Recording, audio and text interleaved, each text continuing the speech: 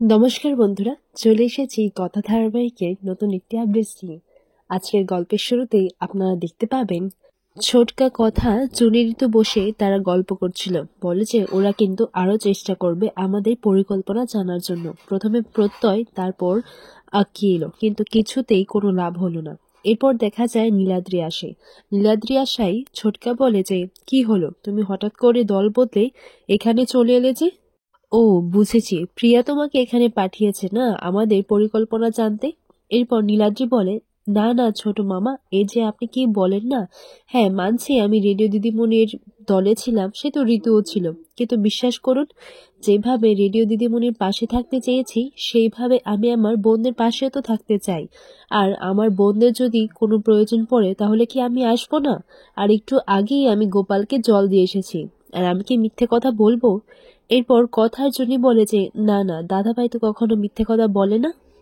এরপর নীলাদ্রিকেও সেই পরিকল্পনাটা জানানো হয়। এরপর এইদিকে দেখা যায় কথা অগ্নির কথাই ভাবতে লাগে। কথা বলে, আমিও তো পাচক মশাইয়ের মুখে সবসময় হাসিটাই দেখতে চাই, কিন্তু উনি তো আমাকে বন্ধু মানেন। আর আমি তো কবেই ওনাকে নিজের মন দিয়ে বসে আছি, ওনাকে ভালোবেসে ফেলেছি। এরপর সবাই জিজ্ঞাসা করে, কি রে তুই কি ভাবছিস? তখন ছোটকা বলে, কি এত হাসছো যে? এরপর কথা বলে যে বলবো। তখন জুনি বলে, হ্যাঁ বল না। এরপর কথা বলে যে কি ভালো হতো না যদি পাচক মশাই একবার হলেও নিজের ভালোবাসার কথাটা বলতেন, যদি খেলার ছলেও বলতো তাহলে বেশ ভালো হতো। এরপর ছোটকা বলে, ও বছর শেষ হতা হ্যায় আর তুম ইয়ে সব ভাবতা হ্যায়। এরপর কথা বলে, এর জন্যই না আমি বলতে চাইছিলাম না, তোমরা মজা করবে এটা নিয়ে। এরপর কথা আকাশের দিকে তাকিয়ে থাকে। তখন একটা তারা খসতে দেখা যায়। আর তখন কথা বলে, তারা খসা? তার মানে তুমি তো আমাদের ইচ্ছে পূরণ করো, আমার ইচ্ছেটাও পূরণ করো না গো। এরপর এইদিকে দেখা যায় অগ্নি বারান্দায় দাঁড়িয়ে কথার করমচাঁদা দাদার গাছের সঙ্গে কথা বলছে। বলে যে তোমার প্রতি না আমার কিরকম একটা মায়া পড়ে গেছে, হয়তো তোমার জন্যই আজকে কথা বেঁচে আছে, কথা সুস্থ হয়ে গেছে, তোমাকে নিয়ে যাওয়ার পরই কথার জ্ঞান ফিরেছে। এদিকে কথা এসে দেখে যে অগ্নি বারান্দায় দাঁড়িয়ে আছে, ঠান্ডা লাগছে, কিন্তু গায়ে ওর কিছু নেই। এজন্যই কথা চাদরটা নিয়ে যায়। এরপর অগ্নি বলে, তুই আমাকে এইসব চাদর মোড়াবি? না না, আমাকে খুব বোকা বোকা লাগবে, আমি এসব পরি না, যা আমার বম্বে জ্যাকেটটা নিয়ে আয়। এরপর কথা বলে যে না না পাচক মশাই, আমি খুব সুন্দর করে চাদরটা জড়িয়ে দেব, আমি সব পারি। এরপর অগ্নি বলে, হ্যাঁ তুই সব পারিস তাই না? তখন কথা বলে, হ্যাঁ আমি সব পারি।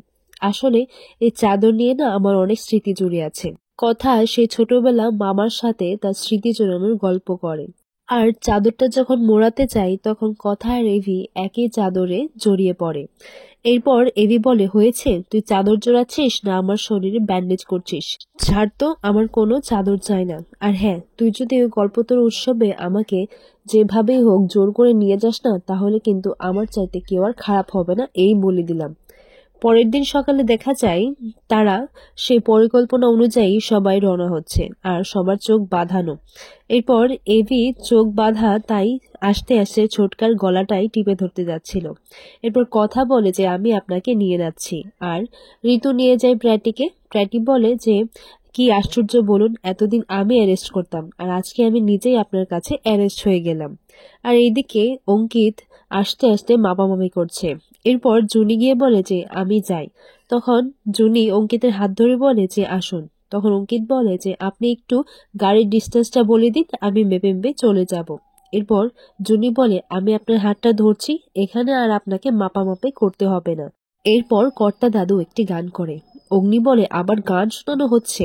এরপর কথা সবাইকে বলে যে আচ্ছা চলো এখন যাই। এদিকে অগ্নির মাকেও নিয়ে যায়। আর চিত্রা বলে যে এই ট্রিপে এরকম একটা অবস্থা করব যেখানে শাশুড়ি আর বৌমা দুজনের নাক কাটা যাবে।